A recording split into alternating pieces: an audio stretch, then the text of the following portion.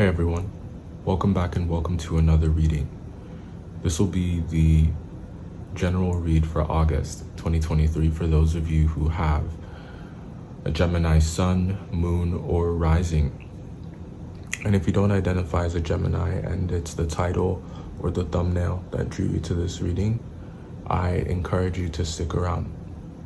There may be something here for you. I hope you've been well.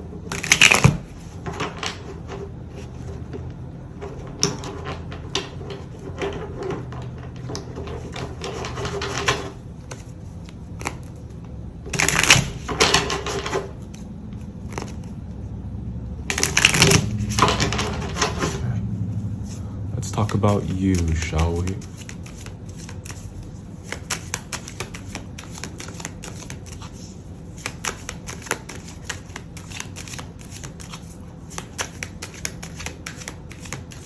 If what we talk about in this read doesn't make a whole lot of sense, give this a watch in about a month or so and check out the last read that I did or the one before that.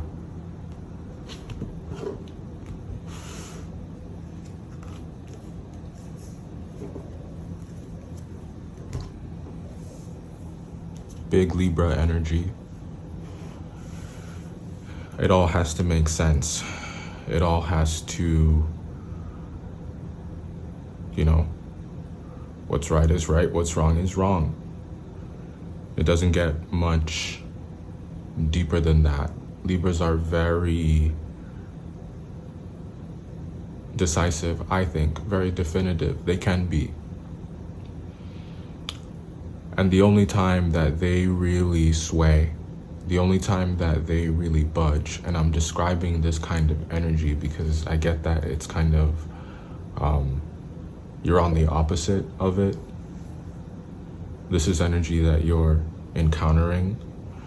And my goal in talking, describing the energy is to kind of paint the picture. So we are at this juncture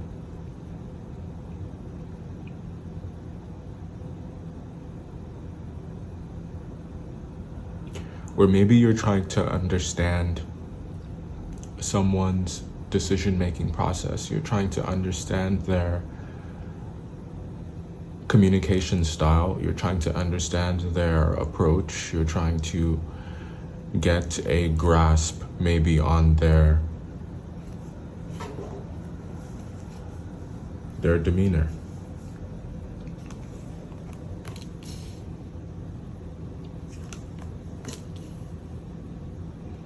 And I think it has something to do with wanting to know how they'll handle you, how they'll deal with you.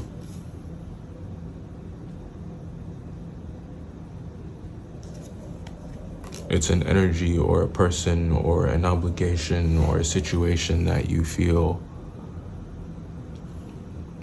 that you may feel, because I don't know how you feel. We're all complex individuals. But one potential reaction or response you may have to this sequence of events is thinking that your fate is going to be, it's going to rest in the hands of another.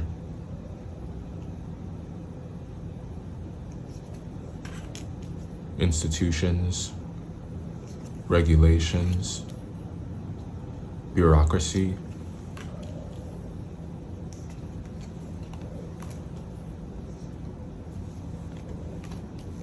Cold world. Okay, some of you could be listening to J. Cole. Or maybe there's a J. Cole song that talks about these themes.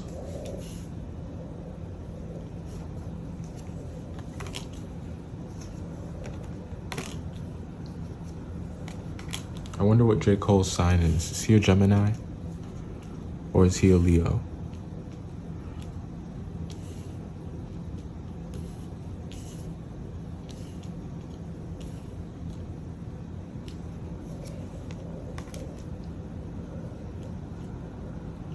Or is it Aquarius? So let's talk about what's here.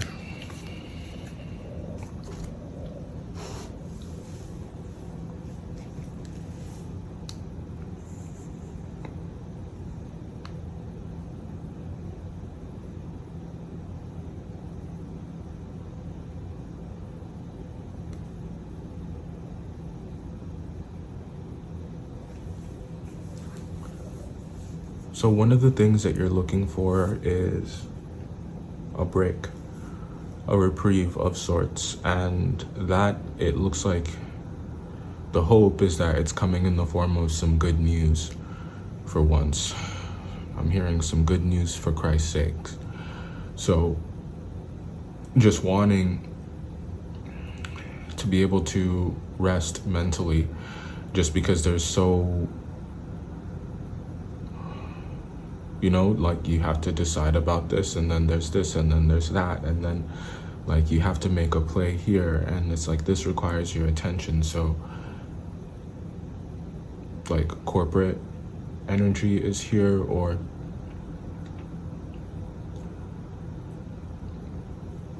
business energy.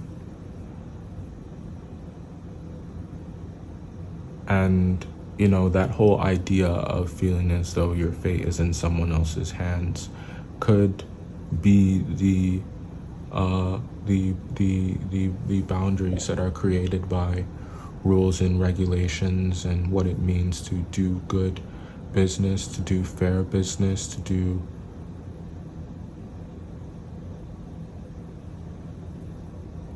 like better business bureau.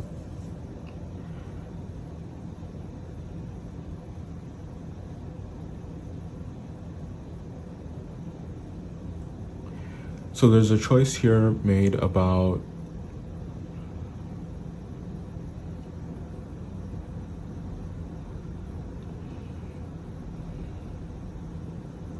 I don't think that someone's imagination or their idealism or the fantasy that they are wanting to create in order to explain their situation, or to justify their decisions, or to talk about their reality, what they're experiencing. I don't know if painting themselves as a victim or as someone who has had a particularly hard time in life is going to hold up. I think that there's going to be this kind of element here that is going to, you know, to ground a perspective like that one. And I'm not saying that there's anything wrong with having, you know, faith, but I think that romanticizing the past, or romanticizing your decisions, or making them seem like they're more than what they are, you know, mischaracterizing them. There's always going to be a perspective to combat that, to ground it, if you will.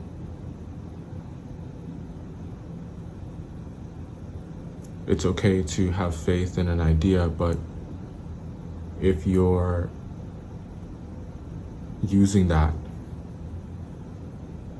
as a way to kind of create this false history or fake past or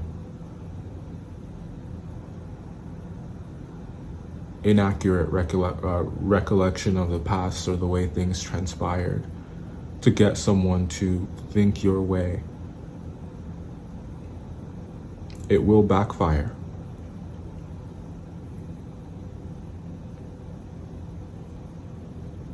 There's someone who's too real in the room.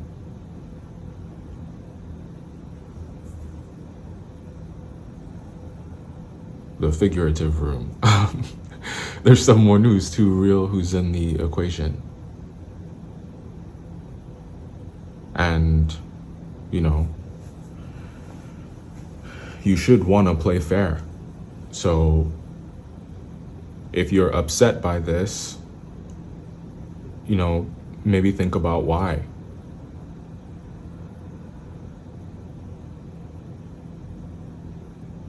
So no throwing sand, No throwing mud.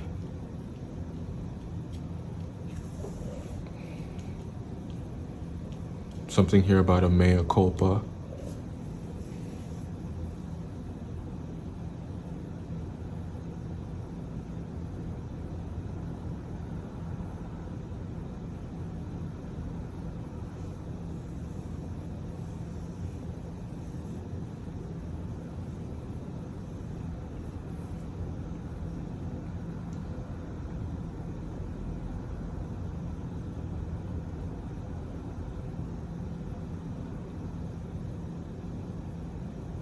You're going to have to talk about your feelings. I don't mean to overly simplify it. It just seems that, hey, you know, there's something that's a touchy subject, or someone who's a touchy subject. Potentially a Scorpio.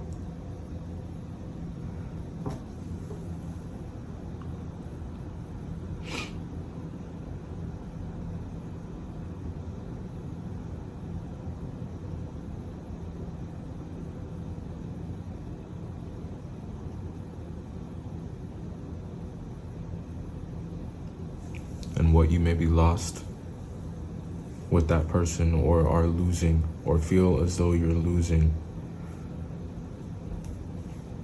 with that person, or you're losing against that person.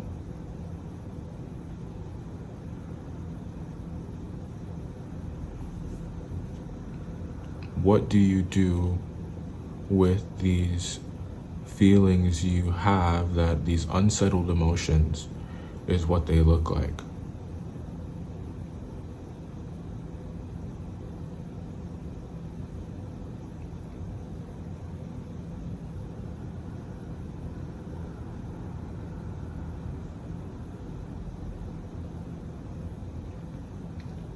Because they're obviously having an effect on your decision making. So if you don't like the reality of what you're experiencing so much, so that you kind of waffle.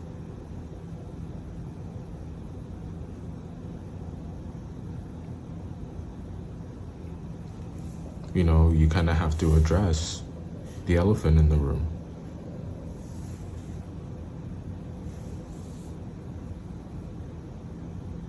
You can't ignore it. You don't have the luxury, because there is a correlation between the thing you are avoiding, or that pain point for you, that thing you don't like to talk about.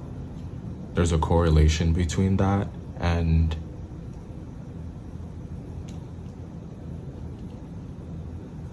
what you're perceiving as a defeat.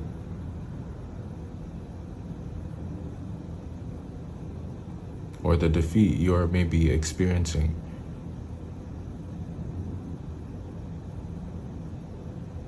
Or a decision that you don't like, or that you're trying to prevent.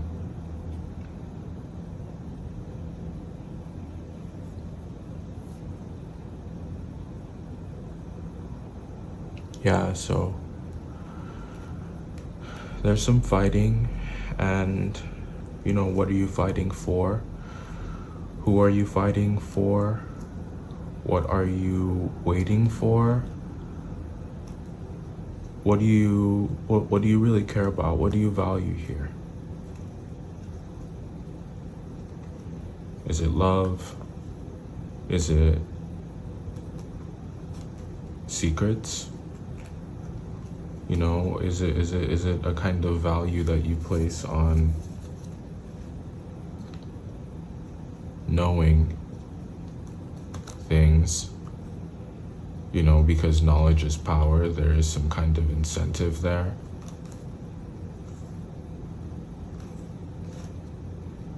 But there's things that you're, you know, maybe sometimes you would benefit from not acknowledging, from not knowing.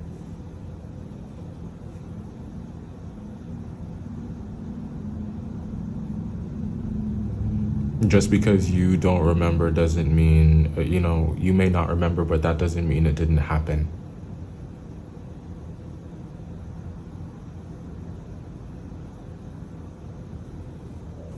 Dr. Ramani there's a video here on YouTube about narcissistic amnesia, and I don't,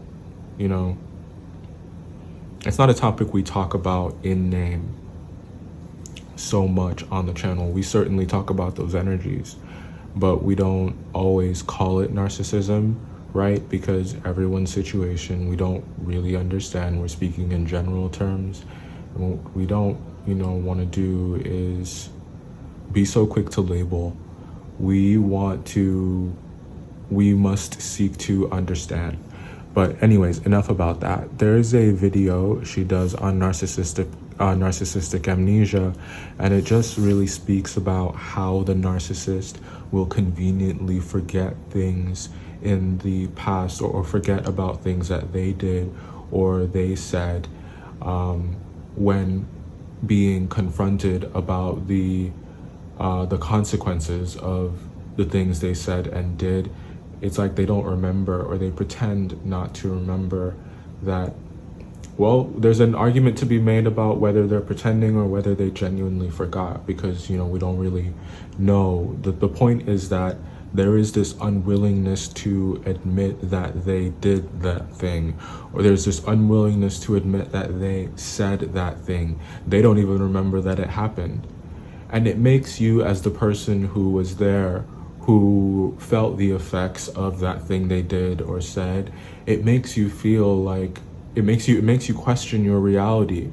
It makes you think that maybe you're not remembering it correctly, when really you did, and it had a very real impact on your life at the time, and maybe has an impact on your life from the time that it happened to much later on in life, especially if it's unsettled, or you're dealing with someone who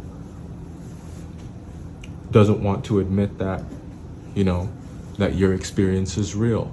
So fascinating concept, unfortunate, tragic, of course, yes, but it's if it's something that you haven't heard in name, you haven't heard maybe someone explain how the concept works, I would certainly recommend checking out that video.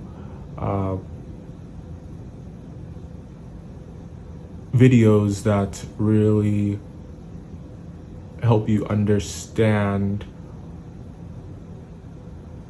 how interpersonal relationships work, can be very beneficial to you if what we're wanting are these relationships and these dynamics that are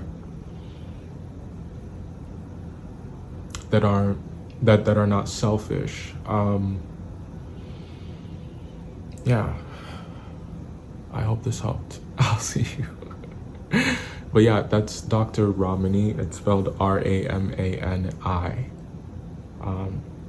Narcissistic amnesia. Somebody out there needed to hear about that, and we'll leave it there. Till next time.